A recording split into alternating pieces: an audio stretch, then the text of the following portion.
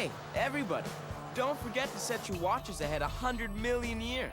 Funny, so, are we there yet? No! Louis, you've been asking that for like a million years, literally. 161 million years AD. CG, isn't this far enough? It's not like we need the frequent flyer miles. Louis, we all agreed to explore the 200 million year era. You even helped me figure out the navigation coordinates. Right. But on the wild chance that I might have made the teeniest human error... Excuse me? What? Error? My calculator battery was low. I didn't want to let you guys down, so I sort of figured out the ratio of the total mass density to the speed of light in my head. Let me be the first to say, huh? I'm not exactly sure where we're going to wind up. 168 million AD. We heard you! Thanks! It's just, I think it might be prudent to stop here, have a little lunch, then head back towards the 21st century. Not an option. My father's expecting us to reach 200 million AD. Long ago, when dinosaurs were the dominant animals, the Earth had only one continent, a giant landmass known as Pangaea. Over hundreds of millions of years, the continents broke apart and drifted until eventually re-merging to create yet another supercontinent, Pangaea 2, surrounded by an immense global ocean. The Northern Forest, 200 million AD. This extremely lush, humid woodland is home to many varieties of flora and fauna. My father thinks this area might have excellent potential for human relocation. 200 million years AD. Prepare for vortex change. 200 million AD? Hey, I did it! Way to kick brain, dude! Well done, Louis. Now to locate a suitable landing site here in the Northern Forest? Maybe it hasn't rained in a while? We had better find that forest quickly. We must have exited the wormhole too fast. I don't know how much longer I can keep us aloft.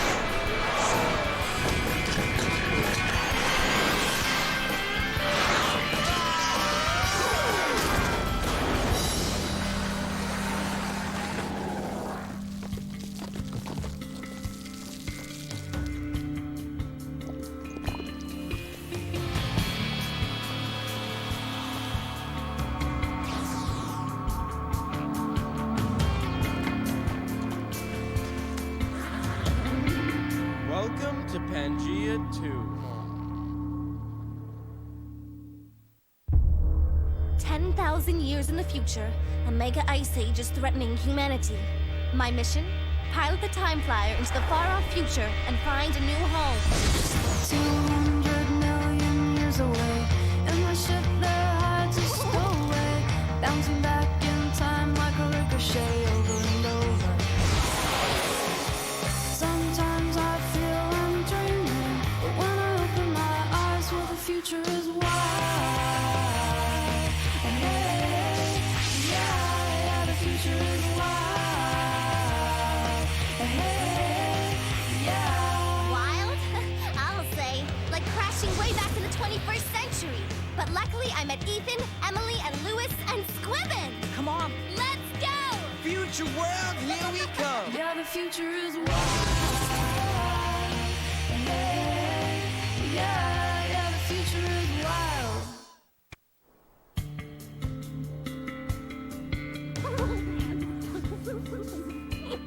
Okay, guys. On the positive side, we're only a few thousand miles from the Northern Forest. If that's the positive. Do we really want to hear the negative? Probably not. But here goes anyway. The Central Desert, 200 million AD. This arid wasteland has not received rainfall in hundreds of years. But hey, this could be the lucky year. Exacerbating this harsh climate in 200 million AD, the pull of the moon has slowed the rotation of Earth. Consequently, the day is now 25 hours long. Just what we need. More time to work on our sunstrokes.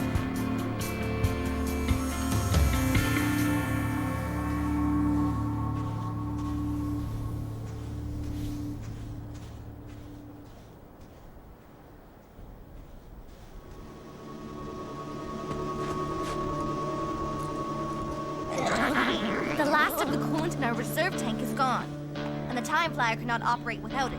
That's bad. But at least the hull damage appears to be minimal. Unfortunately, if my math is right, we have just enough water to sustain us for 1 day. And poor Squibby's skin is already getting dry. Ethan, find anything out there?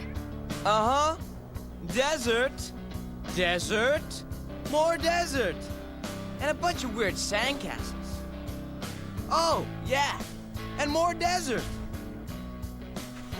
It appears I have no choice but to make yet another "What has CG done wrong this time?" call to my father. If anybody knows a rain dance, now's the time to get your groove on.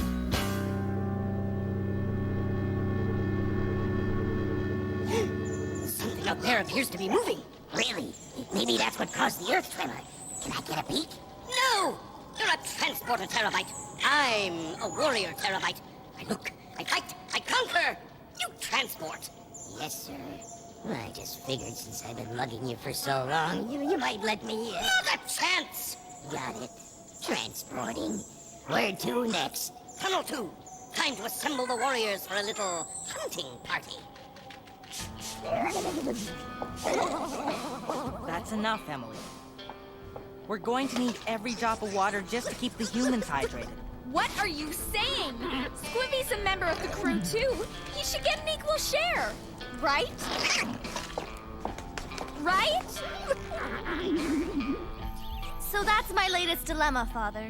Less than a liter of potable water left for 5 crewmates. 5? 3 ancient humans and yourself. That makes 4, CG. No. Ow! Right. 4. 3 plus 1. He's making me see double. Cassiopeia, if you'd concentrate, perhaps you'd realize that the solution was actually covered in one of your courses. Right. Which one? Experimental mining technology.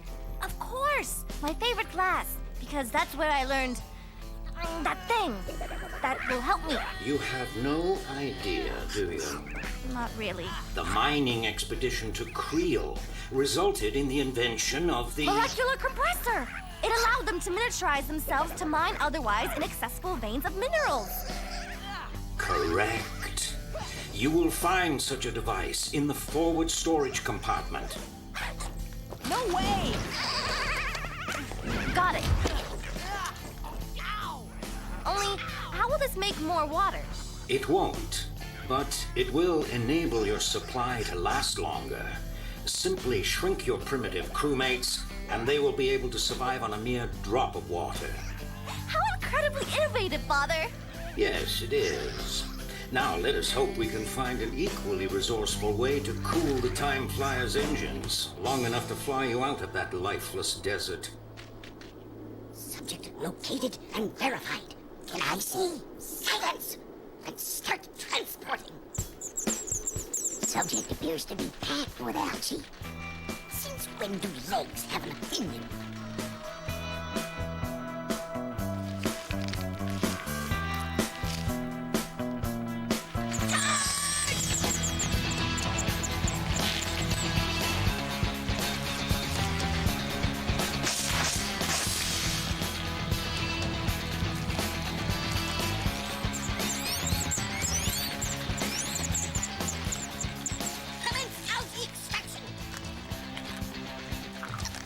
Sir, the garden worm's employing escape tactics.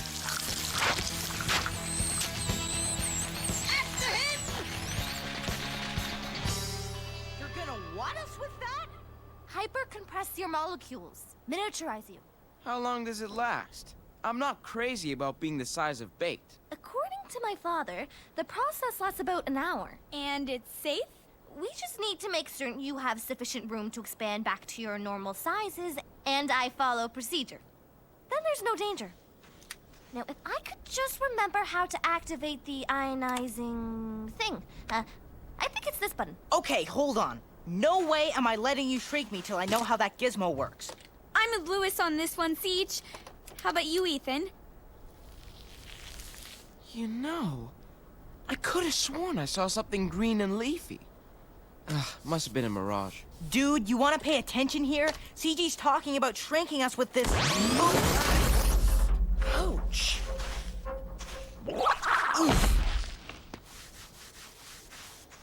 My bad.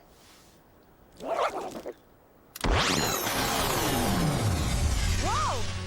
Guys, I'm sorry. You're sorry? Look at us! We're tiny! Worse than tiny! Teeny tiny! Ethan, save your teeny tiny vocal cords. I don't think he can hear us. Set your communicators to mega amplification. You think the... Fish, can you hear me now? Yep, loud and clear. Guess you're a little ticked off, huh? Sorry, didn't mean you're little.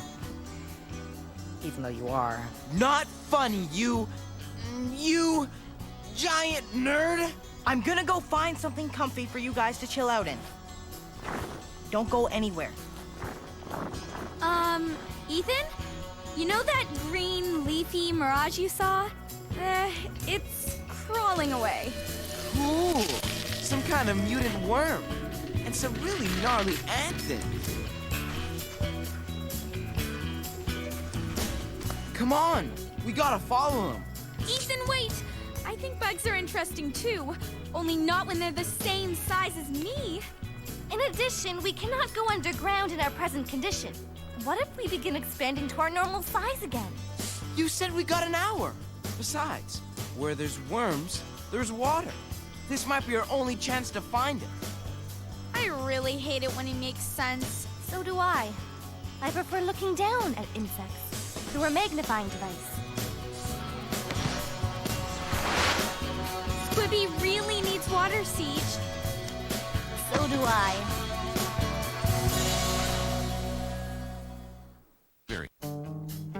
Okay, guys.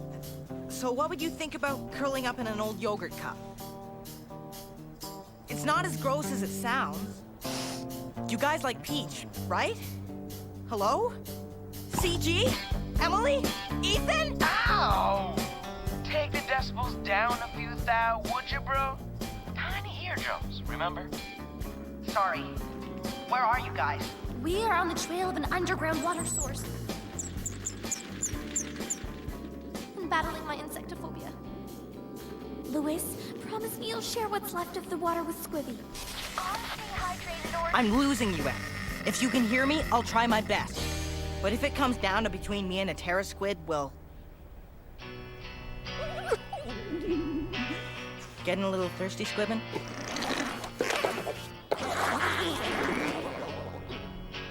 Look, we're in serious ration mode.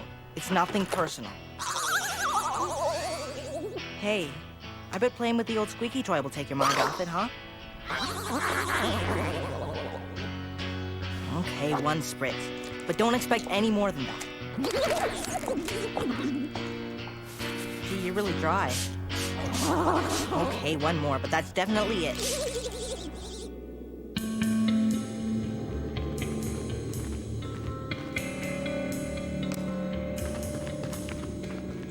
Dang. Welcome to Bug-opolis. That green stuff looks like some kind of plant. See? I was right. There's gotta be water down here somewhere. But before we go any further, let's find out precisely what these interesting creatures are. Terabytes are descended from termites, and like their ancestors, they live in colonies. These insects build towers, which are, in effect, greenhouses for growing algae. Gardening with Germans. Got it. Now let's go find their water park. Ethan, we're in the middle of a maze. So which tunnel to take? Each terabyte cast performs a different task. Transporters, warriors, rock borers, water carriers. Water carriers. All we have to do is find one of those suckers and follow it to the source. There's a water carrier on top of that poor transporter. Poor guy. Talk about a heavy load. There's another one. It came out of that tunnel down there. Perhaps we should let the holodet finish first. Terabytes are fiercely territorial and are very aggressive when defending their colony. The warrior terabyte's large head generates a sticky chemical which they squirt at their enemies to immobilize them. So, we'll go on tippy toes. Come on. Emily, how's the water search going? Squibby, I don't want to play squeaky toy now. Invaders, prepare to attack! Do you mind? Who's the warrior here?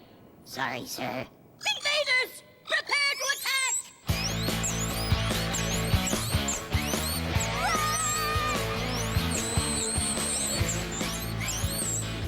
Slick move, Lewis.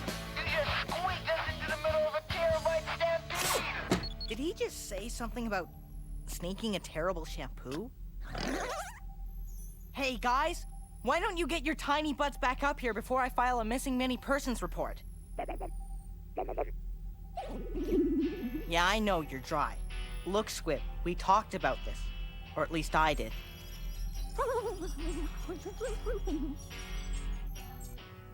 Okay.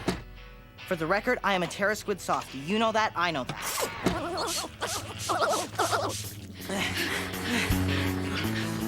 Anybody remember which way's out? Yeah, left.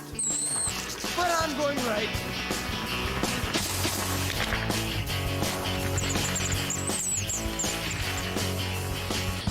Daylight ahead! We're back in the terabyte colony. We just made a giant circle. Not a lot of options here. Just one shot! Terabyte turf war. I vote we start withdrawing troops. Whoa, boss! I think we're shooting at our own! Hold your position, transporter! Warriors never... Excuse me, sir, but warriors never what? Whoa! Never stick around when things get too hot! Oh, gotta go! Oh. We're lost somewhere underground, and in less than a quarter of an hour, our bodies could begin expanding. How am I going to explain this to my father? Ethan's fault? That excuse is beginning to sound old. Excuse me for trying to do something about finding water. We found it! It is an underground reservoir.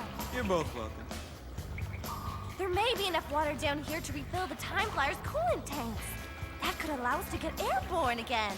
And save Squibby. Right. We'd better get back to the surface before the miniaturization process starts to reverse itself. In 3 minutes. 3 minutes?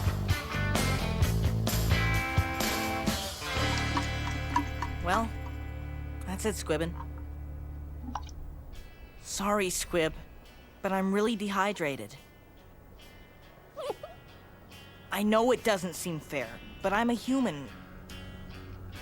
We're more evolved, we have feelings, we're... hopeless when it comes to pets. Here, down the hatch.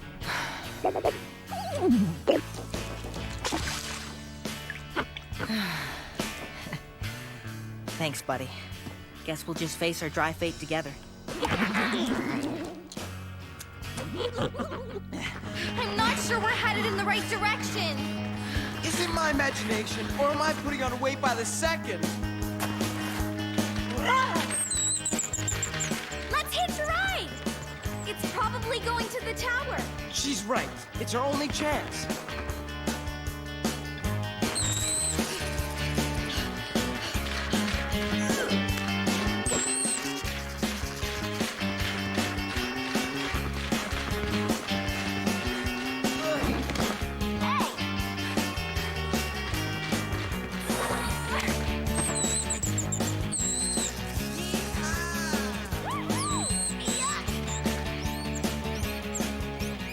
We have less than 1 minute left. Come on, Speedy, just a little farther. And a whole lot faster.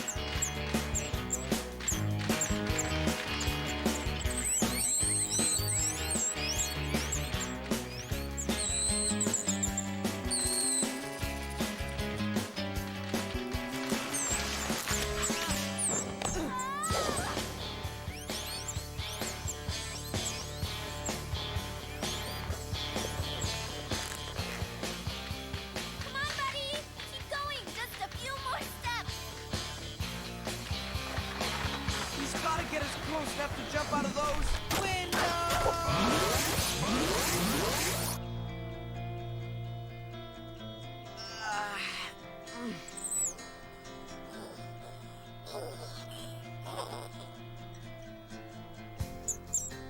Thank you.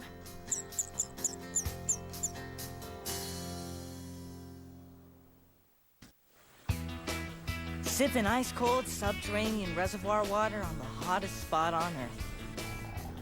So I guess you could say accidentally teeny-izing you guys turned out for the best, huh? Yeah. By the way, worms swim in that water. I think the pump has sufficiently acquired enough water for a shower. Still freaked about touching terabytes? Despite their admirably complex organizational abilities,